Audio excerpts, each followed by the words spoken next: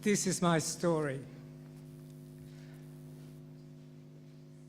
I first came to Sydney in 1969, the same year as Stonewall, about which I'd never heard. I was able, because of events at the time, I was able to come out as a gay man fairly easily. I always say I never consciously came out as a gay man. I was swept out by events at the time.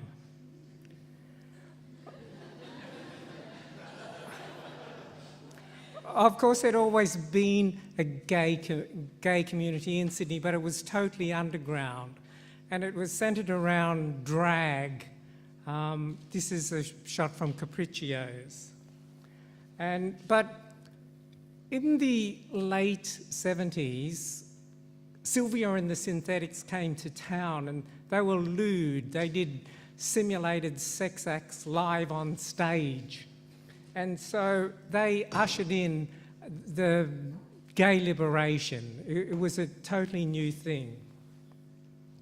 And the community developed as a subcultural entity during the 70s. And by the 80s, there was a ghetto in the gay ghetto in the Darlinghurst area. Homosexuality or homosexual acts were illegal at the time. And so there were demonstrations to decriminalise homosexual acts. So this kind of activism, I think, was very necessary at the time. And I was politicised by the gay movement because I came out, I made a stand to be a visible gay person. And up until this point in history, the gay community had, to a large extent, been invisible and underground. And now it was on the streets and in your face. This is the Mardi Gras March in 1981. And you can see that it did have political overtones then. Gay and proud. And this is the workshop, the Mardi Gras workshop, run by Peter Tully. And under his tutelage, the Mardi Gras became like the modern Mardi Gras quite quickly. And we're lucky to have the Mardi Gras in Sydney. It's a world-class event, and it's the flagship for the movement. And it's become a symbol of being gay in this city. And I can remember I lived at Bondi, I used to take my photographs to a photo shop in Bondi, and I thought that I was a totally anonymous person, although they'd see the photographs that I developed. And so they must have drawn their own conclusions.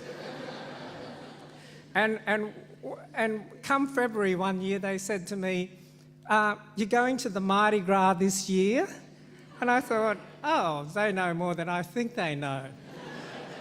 And so it has become it's become an emblem of Sydney, the Mardi Gras. And it's taken a long time for that to happen. And I think that it's a very important flagship for a kind of visibility, outness, and a kind of political statement. Even today, the Mardi Gras is really vibrant. Now, 10 years after I came out as a gay man, I came out as a Chinese. Now,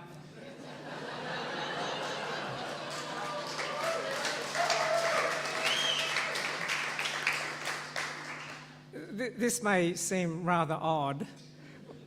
What's the next slide? Yes, here it is. But I'd been brought up with my Chinese side denied and unacknowledged. It was the cultural climate at the time. I grew up in the 50s, and anyone who's a migrant in Australia will tell you how you were expected to be Australian and to speak English. But I met a person and I learned Taoism, a Chinese philosophy, and I came to the realization that that my ethnicity had been suppressed. Now, I'd come out as a gay man, so I knew what suppression and liberation was, and so I prefer to describe the experience of claiming my cultural heritage as coming out as a Chinese. And I researched my family. That is my grandmother on my mother's side, and that's my uncle William Fang Yuan and my aunt Bessie. They lived in North Queensland, but the thing about it was William Fang Yuan was murdered in 1922. He was shot by a white Russian. He owned cane farms. And the scandal of the event was that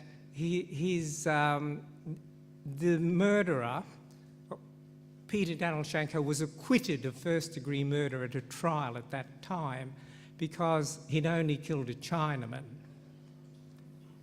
So I went up to North Queensland. I located the place where my uncle had been shot, and I stood there. And that was the very first photo. That was the very first of my series of self-portraits, standing in the place where my uncle had been shot.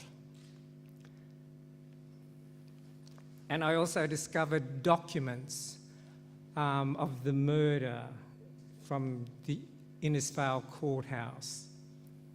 And so I put these pieces together, these stories together in a piece called Sadness, which was my first successful performance piece. It toured Australia and the world. The other part of the story was people dying of AIDS in Sydney. But my performance pieces have been very successful for me, and they've enabled me to tell my story, and together all the pieces add up to a kind of alternative history of Australia. And with my dear colleague, Annette Chounois, we do storytelling workshops with an organisation called Performance 4A.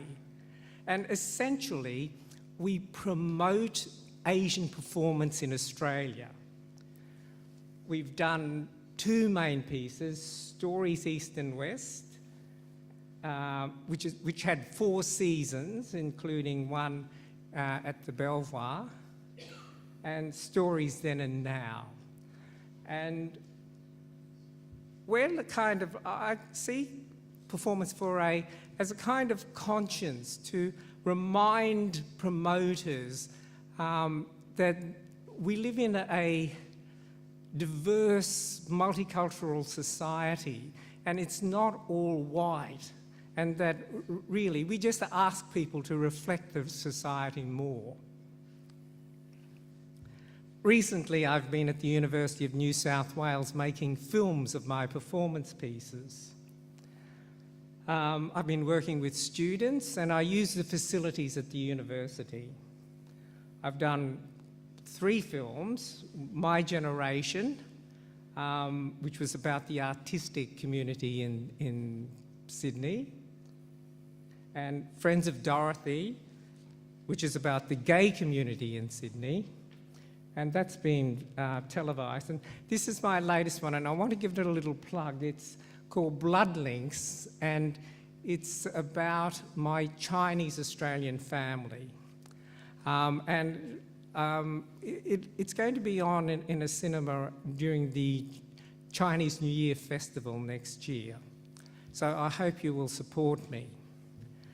And so I think that was all that I had to say about my work, but you can see how my work and my life ever since I kind of made that commitment to be myself and to be out and visible, out in a general sense, I've been able to combine my life and my work, and they've come together in a very satisfying way to me.